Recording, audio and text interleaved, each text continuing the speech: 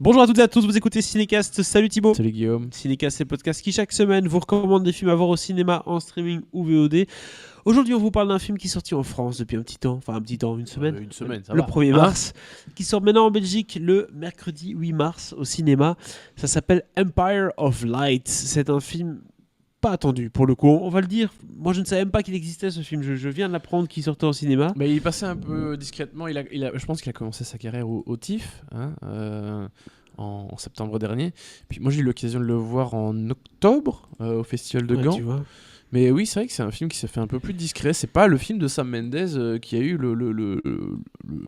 qui a fait le plus de bruit ces dernières années. J'allais le dire, Sam Mendes, American Beauty, 1917 récemment. Donc on est sur du film quand même, en général, de grande qualité. Et là, il sort un peu mieux de nulle part. Peut-être parce que c'est le sujet du film. Alors, on va en parler, Thibaut et moi, bien entendu.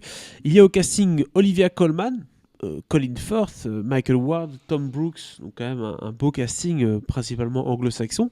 Enfin, anglais en tout cas. Alors, de quoi parle ce film, Thibaut? Ça parle de Hilary, qui est responsable d'un cinéma d'une ville balnéaire anglaise, qui tente de préserver la santé...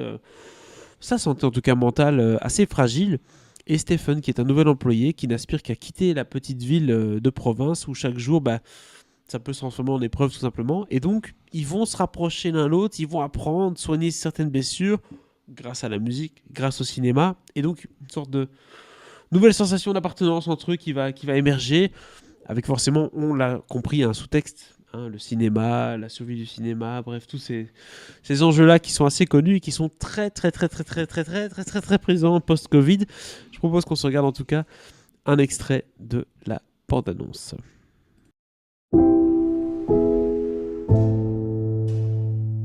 How do you feel generally?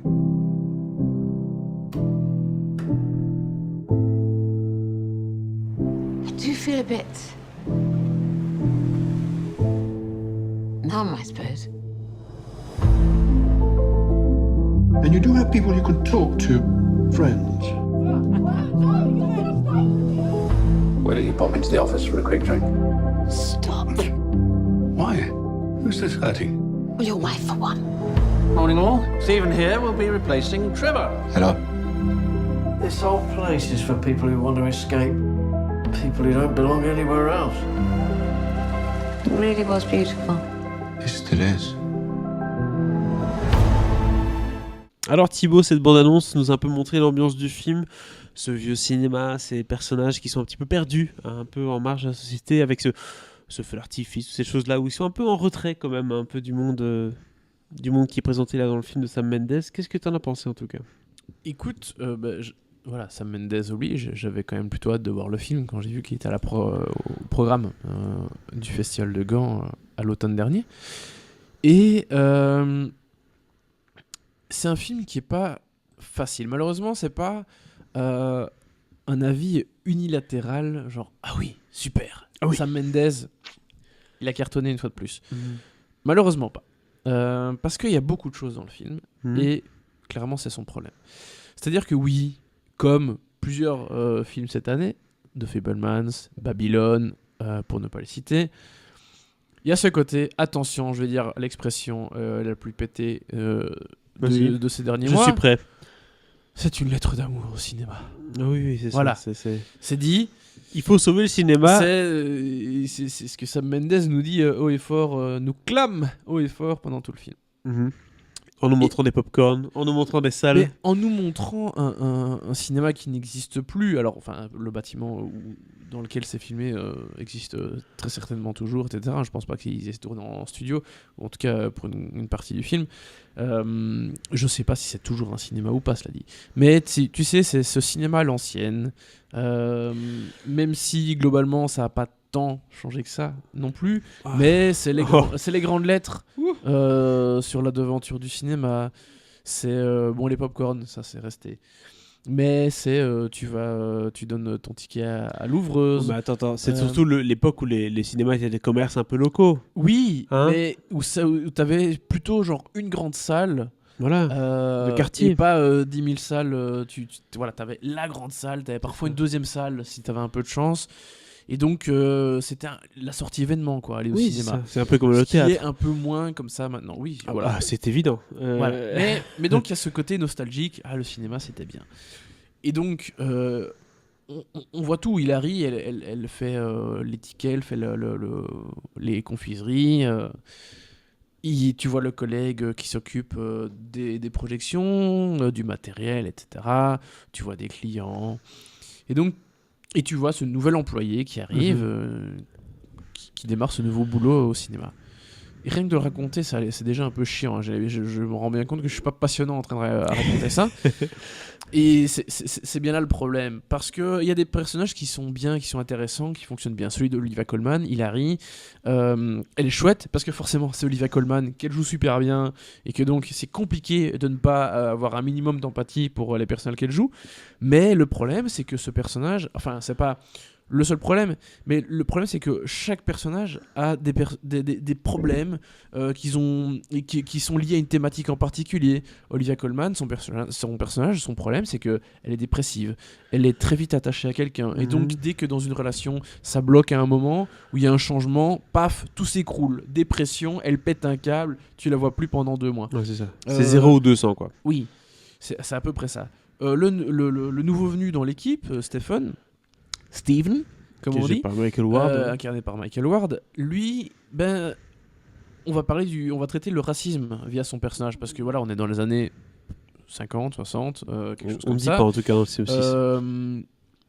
Évidemment, le racisme en Angleterre à ce moment-là, c'est pas ce que c'est maintenant. Et donc, il va connaître de gros problèmes à cause de ça. Donc il y a pas mal de choses, plus tu as des problèmes de relations internes dans le théâtre, tu as le personnage de Colin Firth qui incarne le directeur du cinéma, j'ai dit théâtre, hein, le directeur du cinéma, Oui. Mr. Ellis, il trompe sa femme, et donc bam, autre problème aussi, Oui. tu vois le bazar. Et donc Plein on de a soucis, plusieurs plein de petites personnages. histoires avec Ouais. des sujets plus ou moins graves en fonction du sujet. J'ai dit le problème de santé mentale, le problème du racisme, etc. Qui sont tous des sujets évidemment extrêmement intéressants, mais ça s'imbrique pas toujours bien les uns dans les autres. Et donc parfois tu es sur une histoire, hop, très bien, et puis paf, tu t'arrêtes parce que tu dois passer à l'autre, et qui est pas Ouais. inintéressante non plus. Mais voilà, je trouve que c'est l'imbrication des différentes histoires, des différentes trames, les unes dans les autres, qui fait que ça brinque-balle un peu, et que malheureusement on n'est pas sur un truc très fluide. Non, on n'est pas sur quelque chose de très fluide malgré la photo de Roger Dickens qui est. Sir Roger Dickens, le patron, hein, comme toujours. Pas trop- Ah, donc lui il parvient quand même à intéresser un peu bah de oui. jeu, il parvient à faire son bon boulot. Mais oui, mais non, mais alors dans l'ensemble, j'ai pas envie de te dire que Sam Mendes fait du mauvais travail. Donc, alors quelque part un petit peu aussi, parce qu'il a pas réussi à apporter cette fluidité à son récit, ou à ses récits, devrais-je dire. Donc voilà, quelque part, il se foire un petit peu là-dessus, évidemment. Ouais. Mais ça reste bien mis en scène, c'est très propre. Alors, Sam Mendes oblige, on va peut-être même dire très académique. Un peu Mais, trop propre, oui. Voilà. Mais non, c'est bien fait. On peut pas dire que c'est mal réalisé non plus. Ça En manque tout peut-être cas, un petit peu. Il y a ce côté un peu classique qui va bien avec le film, mais malheureusement, c'est un peu. Ça peut être un petit peu plan-plan, quoi. Peut-être qu'il aurait fallu lui coller 2-3 scénaristes en plus de lui parce que c'est lui qui a tout fait. Un scénario, réalisation.